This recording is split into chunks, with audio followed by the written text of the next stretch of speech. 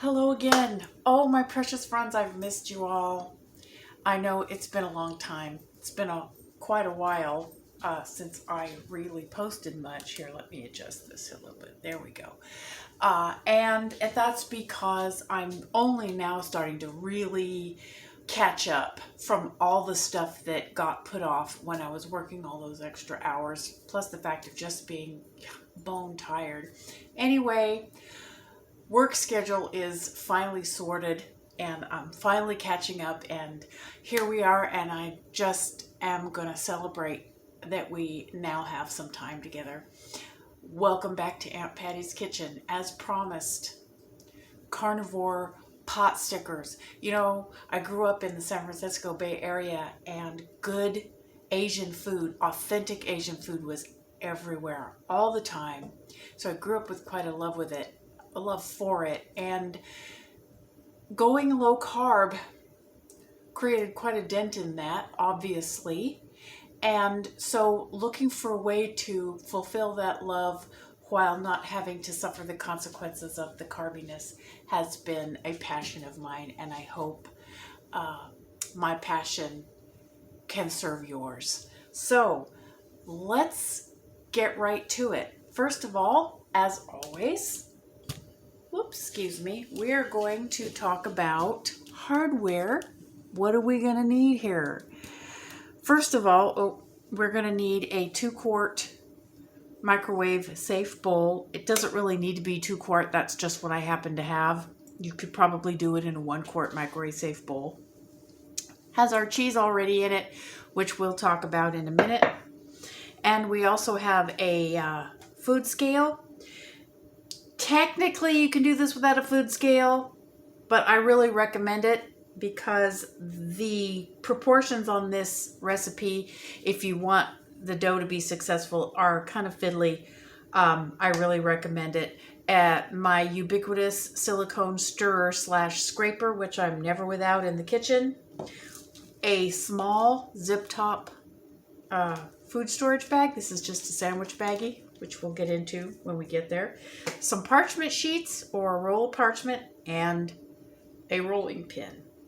Okay, now, software.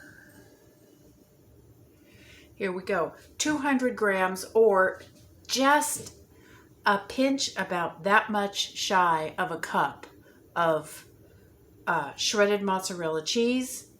You want to shred your own. Make sure you get the semi, not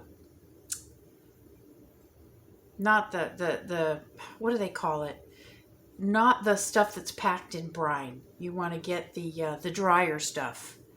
What do they call it? I can't remember what they call it, but there's a low moisture. That's it. The low moisture mozzarella cheese. Okay?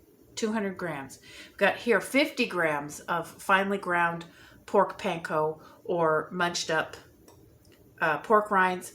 I crush up my own, and I actually sifted them, not through a sifter or a sieve, because that's impossible. It just clogs up. I sifted it through this colander. You notice the holes are big enough that the sifting goes really fast, but they're also small enough to catch any big hard chunks, which tends to be an issue with pork panko. So I highly recommend, if you crush your own, to sift it through some similar sort of device. It really helps with the texture of the dough, and when the texture of the dough is uniform, it's much easier to work with when it comes to shaping the dumplings. We have an ounce, or rather, excuse me, back up a little bit. This is, if you want to do it by volume, this is about a cup of pork panko minus about a tablespoon. Okay, if you want to do it by volume. I still recommend you do it by weight. This is 2 tablespoons or 1 ounce or 30 grams of cream cheese. Full fat cream cheese, please. Standard. This is regular old Philadelphia. No low fat crud, please. It doesn't work the same way because it has additives in it. We have a egg yolk from a regular large egg. If you pre-separate your egg and put it in a little dish like this, make sure you put a couple of drops of water in it so that the egg yolk won't stick to the bowl, because it probably will. Here we have 20 grams of egg white powder, or about 1/4 cup. Okay. We have here, it's funny because it looks like rubber. But anyway, it is 1 package of regular unflavored gelatin. I believe it's a tablespoon. But it's just a regular package of like Knox unflavored gelatin. This is actually a generic brand, but it is bloomed in 2 tablespoons of room temperature water. And how you do that is you just put your water into the vessel that you're going to bloom your gelatin in and sprinkle the gelatin on slowly, and then let it sit for about 5 minutes. And this is what it looks like afterwards. Okay. And here we have a 1/2 teaspoon of xanthan gum. I understand some people are suspicious of xanthan gum. They don't like to use xanthan gum. They don't think it's clean carnivore eating. Unfortunately, this is kind of really necessary for the texture of the dough. Otherwise, the dough, I found the dough was unworkable. I haven't found an alternative for this. If you want to try it without the xanthan gum, keep the dough really, all I can say is keep the dough really cold and keep your hands cold, and you might be able to get it to work, but I couldn't get it to work. So you'd have to be a braver person than me. Anyway, unfortunately, I haven't found a substitute for the xanthan gum. Okay, let's get to it. Whoops. First thing we're going to do is we're going to put our cream cheese and into our bowl of cheese, and we're going to move that to the microwave, and we're going to get it all heated up, because this, precious friends, is a riff on fathead pizza dough. You may recognize this process if you're a fathead dough fan. But fathead dough has almond flour, and almond flour is a non-starter for me for various and sundry reasons. So I had to figure out a way to do this without almond flour, and pork panko was the answer. So we're going to put this on for 60 seconds, and then we're going to check it. I don't like to get it too hot to start with. So anyway, while we're waiting for that, this is a riff on fathead dough, and I had heard from the Ketogenic Woman's site, I love her, that you could do fathead dough with either chicken flour or pork panko. And I tried to do some with my chicken flour that I made, and I don't know exactly why, but we got a kind of an unpleasant, kind of grainy texture in the mouthfeel, and I didn't like that, so I went with her suggestion of pork panko, and that worked really, really well. So we're almost done here. Here we go. We're going to check it. It's probably not going to be melted all the way, but we're going to check on it.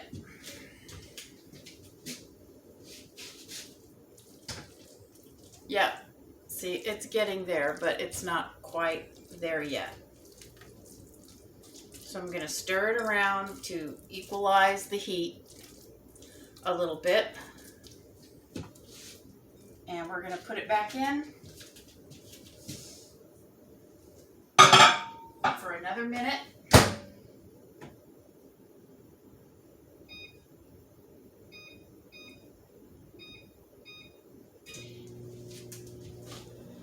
You may have noticed that I'm heating this on 90% power, and the reason why is because my microwave is old, and for some reason the 100% power setting doesn't work.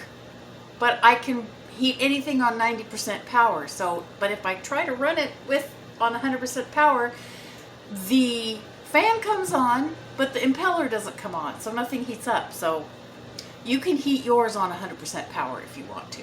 The 90% is just so that my old microwave will work, and because I'm a hippie and I don't like to waste anything, I'm not going to replace this until I have to. So there's that. So that's 45 seconds. We're going to just go ahead for the sake of convenience and getting to it. Okay, but see, 45 seconds for the second round was plenty.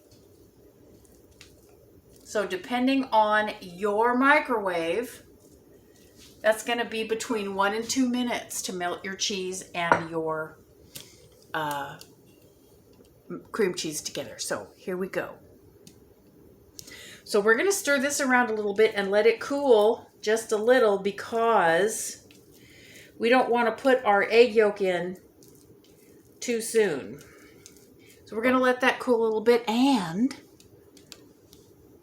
the next thing we're going to do is we're going to put this in the microwave and we're going to melt it. So here we go again, back to the microwave. This isn't going to take very long. We're going to start with the 15 seconds that are left and see if that does it, as a matter of fact. So what we're doing is we're adding some more structure to the pasta and some more protein to the pasta with the collagen, the gelatin. The gelatin is going to keep some moisture in the dough, and it's going to make it flexible. Not quite. It's going to keep it flexible, and it's going to reduce the stickiness of the dough once it's cooled. Once it's cooled, the dough is going to be chilled in the refrigerator, and the cooled gelatin is going to create, oops, it boiled over a little bit. That's okay, but that's going to tell us that it is definitely melted. And I'm just going to get this. I'm just going to get this liquid gelatin back in the cup, so we have our ratios right. Okay. Now we got our melted gelatin. Watch that when you heat your gelatin up. Or you could put it in a slightly larger container so that if it does bubble up, it doesn't go all over the place like mine did. Okay? We are going to put our gelatin in here.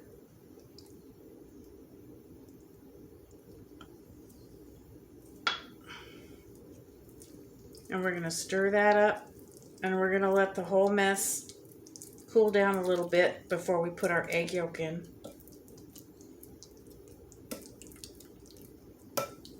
Because we don't want to cook our egg yolk. We want our egg yolk to be nice and liquid. It looks like it's not going to come together, but don't worry about that because it will. Okay? Now, the next thing we're going to do is we're going to put our xanthan gum in our egg white powder and stir it up, because we want our xanthan gum to be well distributed. And the xanthan gum granules actually also help mitigate the clumps in the egg white powder. Egg white powder tends to clump very badly. So, next thing is egg yolk. Just give that a start. Like I said, it looks like it's just never going to come together sometimes. It looks awful. And then at one point, it's just going to be there. It doesn't have to be completely blended yet. And now we're going to add about half of our egg white powder. I'm just going to work that in gently, scraping the sides.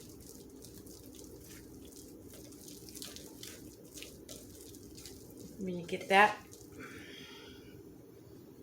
portion in, I guess in thirds rather than halves. You don't want to put it in all at once because it will tend to clump up and form little balls in the dough. So you want to put it in a little bit gradually. And here we go. That's perfect. Now you may remember, if any of you have seen fathead dough, you may remember that they just put a whole egg in it. And what I have done here is traded out the egg white for the egg in the egg for a little bit of water. I used the water that would ordinarily be in the egg white to melt the gelatin, and just used egg white powder. So there's still the same amount, actually a little bit less liquid or water in the recipe than there would be as if you put a whole egg in it. So you unfortunately know, before you ask, this won't work with whole eggs. It just makes the whole thing way too wet. It's pretty wet now, as you can see. And I even tried to see if I could make a dough successfully without any pork panko, but it was just too wet and too sticky. It was impossible to work with, even with parchment paper, even oiling the parchment paper. It was, I managed to get it to work, but it was so labor intensive. It was just not worth it. And the finished product wasn't any better. So just wasn't worth it. So now we are going to work in, again, in sections, about a half or a third at a time. We're going to work in our pork panko. If it gets so stiff that it's hard to stir, put it back in the microwave for 10 to 15 seconds at a time until it's stirrable. Don't overheat it, because if you overheat it, the proteins in the cheese will coagulate and the fat in the cheese will begin to exude out, and you will have a big ball of alternating clumps of casein and fat. And at that point, it will be wrecked. It is unsalvageable, and you will have to start over. So just go slow if you have to reheat it.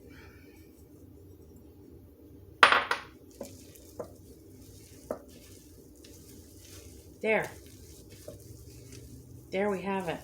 That is the mass of our dough, people, and you can see that it is quite sticky. Regular fathead dough has a lot of almond flour in it. Like I said, almond flour is a non-starter for me,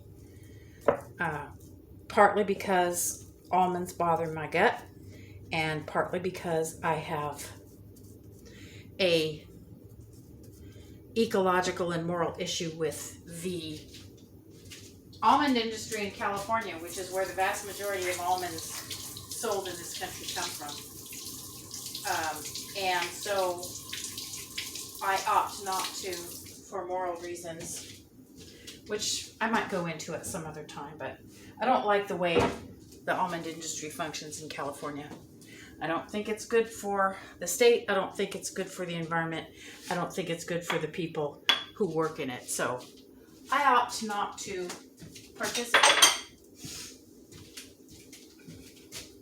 And plus the fact that almonds just disagree with my gut. Anyway, so there we go. We're going to bunch this all up into a ball. And here is where our little plastic baggie comes in, because with regular fathead dough, you have to use it while it's hot, because otherwise it becomes unworkable because of the almond flour. But this, because of the gelatin and because of the xanthan gum, this is better worked when it is cold. And I find that just way more convenient, frankly. So the way I'm going to get this into the bag is I'm going to turn the bag inside out, put my hand inside of it like a glove, and I'm going to just scoop the ball up into my hand like that, and then just pull the sides of the bag over it like that. Shake it down. Way easier to get it into the bag like that. Now that I have it in the bag will stay open a little bit, and I can use my scraper to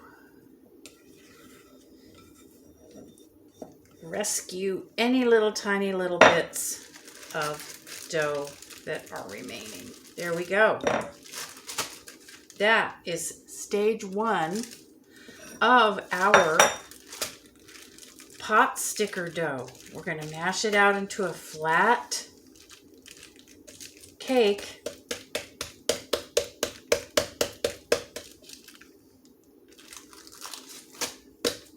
And there we are, precious friends. This is going to have to go into the refrigerator for several hours. It has to get completely cold. I prefer to let it sit overnight because everything in the dough, the pork panko hydrates and gets a nice soft texture. The egg white flour or the egg white powder hydrates and dries some of the moisture up out of the mozzarella cheese, and the gelatin also finishes hydrating. Believe it or not, all this stuff isn't completely hydrated yet, and it will continue to, each constituent will continue to soak up moisture as it sits. So we're going to do this in 2 videos. So this is number 1. This is pork panko fathead dough, specifically for pot stickers. And you know what else?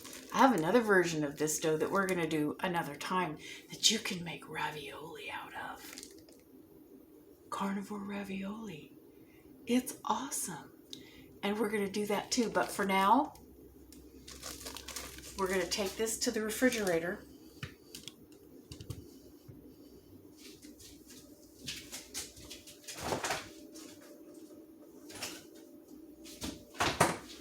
And we're going to let that chill. And like I said, we're publishing this in 2, I'm publishing this in 2 parts because I hate those 45-minute, hour-long cooking videos, and I'm just not good enough at editing yet to do all of that cool stuff where people speed up little bits here and there to make the videos shorter. I just haven't figured out how to do that yet. I'm working on it. So we're going to do 2 videos. I'm going to let that cool, and I will be back with you in another video, which will publish the same day. So have no fear. If this one is published, the other one will be published right behind it. I love you all. I will see you shortly. Peace, love, and meat. And talking to you again, actually in just a few minutes. Bye-bye.